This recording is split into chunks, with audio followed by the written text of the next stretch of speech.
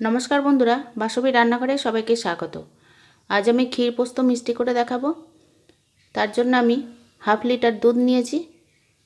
एटा ठंडा दूध आछे और एखाने आछे गोविंदभोग चाल 1 चामच। एटा जले भिजिए रेखेछिलाम 30 मिनट आगे।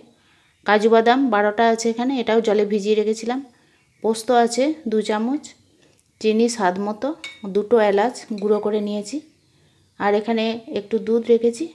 এটা ঠান্ডা দুধ, এগুলো পেস্ট করার সময় তখন একটু লাগবে।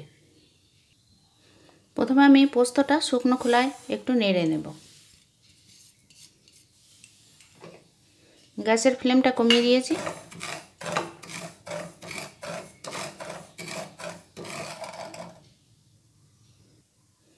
পোস্তটা সামান্য একটু নেড়ে নিয়েছি। যখন একটু গন্ধ বেরোবে, সুন্দর গন্ধ, তখন গ্যাসের ফ্লেমটা আমি বন্ধ করে দিলাম।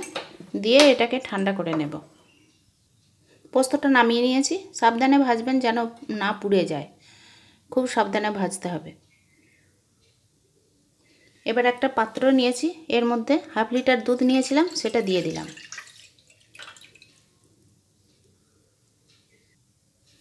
এবার দুধটা ফুটিয়ে নেব।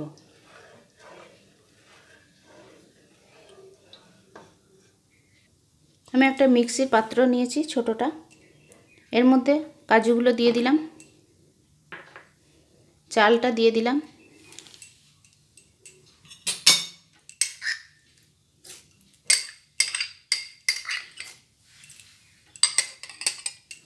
পোস্তগুলো দিয়ে দিলাম, ভাজা পোস্ত। এটা ঠান্ডা হয়ে গেছে। আর সামান্য একটু দুধ দিলাম, দিয়ে পেস্ট করব। আমি এটা পেস্ট করে নিয়েছি। আমাকে আরেকটু দুধ দিতে হয়েছে, একটু মিহি করেছি। দুধটাও ফুটে গেছে।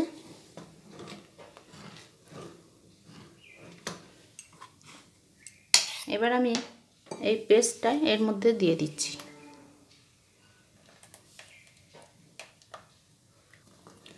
এবারে আমি দুধটা আরেকটু ঘন করব। সব সময় নাড়তে হবে, না হলে তলাতে লেগে যাবে।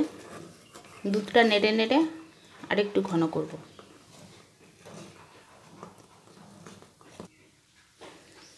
খানিকক্ষণ নেড়েছি। এবার অনেকটা ক্ষীরটা পুরো হয়ে গেছে। এবার এলাচের গুঁড়োটা দিয়ে দিলাম, দিয়ে আবার নাড়ব।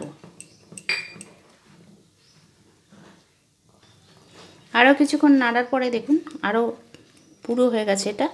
এবার আমি চিনিটা দিয়ে দিচ্ছি। বেশি মিষ্টি চাইলে আর একটু মিষ্টি দিয়ে দেবেন। আবার আমি নাড়তে থাকবো, আবার কিছুক্ষণ নাড়ব। ক্ষীরটা এখন অনেকটা মোটা হয়ে গেছে, সেই জন্য গ্যাসের ফ্লেমটা একদম কমিয়ে দিয়েছি। আস্তে আস্তে করে এটা তৈরি করতে হবে। এই মিষ্টিটা খেতে খুবই ভালো লাগে, আপনারা করে একবার দেখবেন। নিজেরাও খেতে পারেন, বাড়িতে অতিথি এলে তাদেরকেও দিতে পারেন। আশা করি ভালো লাগবে সবারই। পোস্ত তো আমরা অনেকভাবেই খেয়ে থাকি, একবার এরকম করে খেয়ে দেখবেন, আশা করি ভালো লাগবে। এবার মিষ্টিটা তৈরি হয়ে গেছে, আর ঘন করব না। এবার গ্যাস বন্ধ করে দিলাম।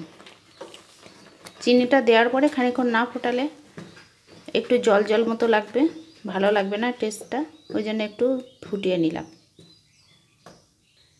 আমি একটা পাত্রে ঢেলে নিয়েছি মিষ্টিটা। এবার কাজু আর পেস্তা কুচি করে ছড়িয়ে দিচ্ছি। কিশমিশও দিতে পারেন।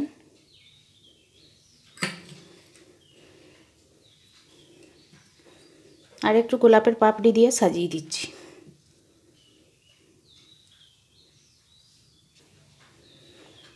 তৈরি হয়ে গেল ক্ষীর পোস্ত রেসিপি। একবার অবশ্যই বাড়িতে ট্রাই করে দেখবেন, আশা করি ভালো লাগবে। এই ভিডিওটা যদি আপনাদের ভালো লেগে থাকে তাহলে লাইক, শেয়ার এবং নতুন বন্ধুরা চ্যানেলটি সাবস্ক্রাইব করবেন। আর পুরনো বন্ধুরা অবশ্যই পাশে থাকবেন, কমেন্ট করবেন কেমন হয়েছে আমাকে বলবেন। আর এটা একটু নরম নরম নামাবেন, পাতলা পাতলা, না হলে ঠান্ডা হলে শক্ত হয়ে যাবে। ঠান্ডা করে পরিবেশন করুন, আশা করি ভালো লাগবে। সবাই ভালো থাকবেন, ধন্যবাদ।